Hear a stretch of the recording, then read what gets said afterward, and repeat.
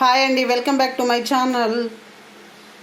చేదు లేకుండా కాకరకాయ ఫ్రై చేసుకోవడం ఎలా, దానికి కావాల్సినవి నేను ఒక 1/2 kg కాకరకాయలను తీసుకొని శుభ్రంగా కడిగి కట్ చేసి పెట్టుకున్నాను.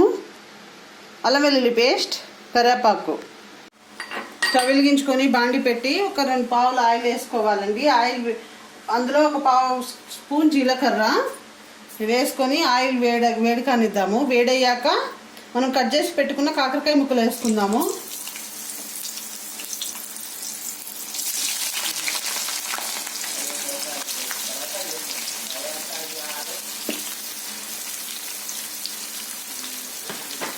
ఈ ఆయిల్లోనే బాగా మగ్గనివ్వాలండి కాకరకాయలను.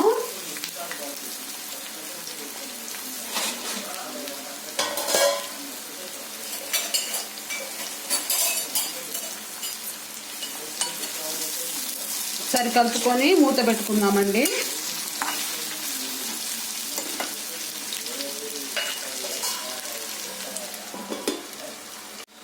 ఒకసారి మూత తీసి చూద్దాము, కలుపుకుందాము.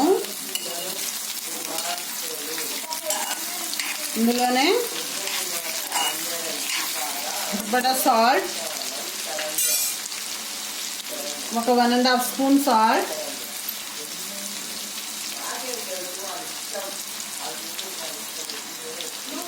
ఒక 1/2 టీ స్పూన్ పసుపు,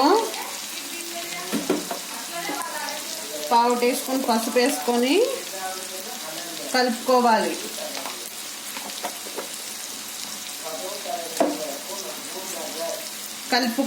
ఈ విధంగా కలుపుకోవాలి, మొత్తం కలిసే విధంగా కలుపుకోవాలి. కలుపుకున్నాక మూత పెట్టుకుందాము. ఇంకో 5 minutes మగ్గనిద్దాము. మగ్గాక చూద్దాము. ఒకసారి మూత తీసి చూద్దామండి.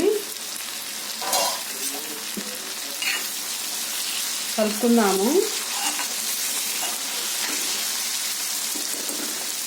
ఇందులోనే ఒక 1/2 టీ స్పూన్ అల్లం వెల్లుల్లి పేస్ట్,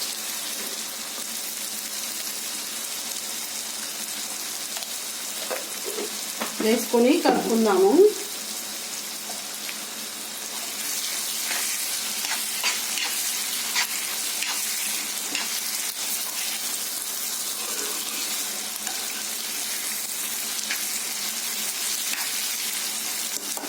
కలుపుకొని మూత పెట్టుకున్నాము. ఇంకో 5 minutes మగ్గనిద్దాము.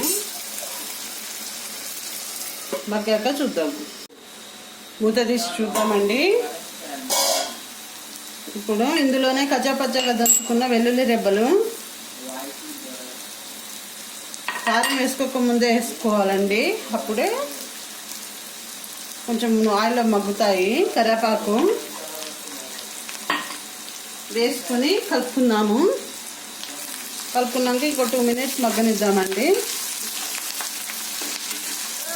మగ్గాక చూద్దాము. మూత తీసి చూద్దాము.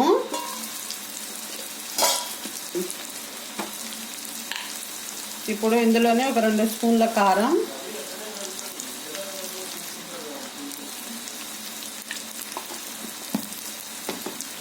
వేయించుకున్న ధనియాల పొడి ఒక 1/2 స్పూన్,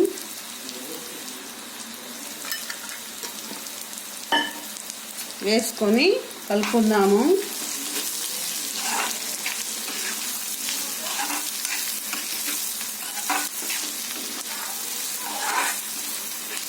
కలుపుకొని ఒక 1 minute మగ్గనిద్దామండి. మగ్గాక చూద్దాము.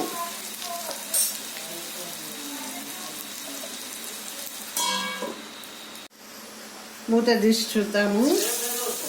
వావ్, టేస్టీ కాకరకాయ ఫ్రై రెడీ అండి. ఈ విధంగా చేసుకుంటే చేదు లేకుండా చాలా టేస్ట్గా ఉంటుంది. తప్పకుండా ట్రై చేయండి. ఎలా వచ్చిందో కామెంట్ సెక్షన్లో కామెంట్ చేయండి. అంతేనండి. మా వీడియో కనుక మీకు నచ్చినట్లయితే లైక్ చేయండి, షేర్ చేయండి, సబ్స్క్రైబ్ చేసుకోండి. కింద బెల్ ఐకాన్ ప్రెస్ చేస్తే మా నోటిఫికేషన్లు మీకు వస్తాయి. Thank you very much.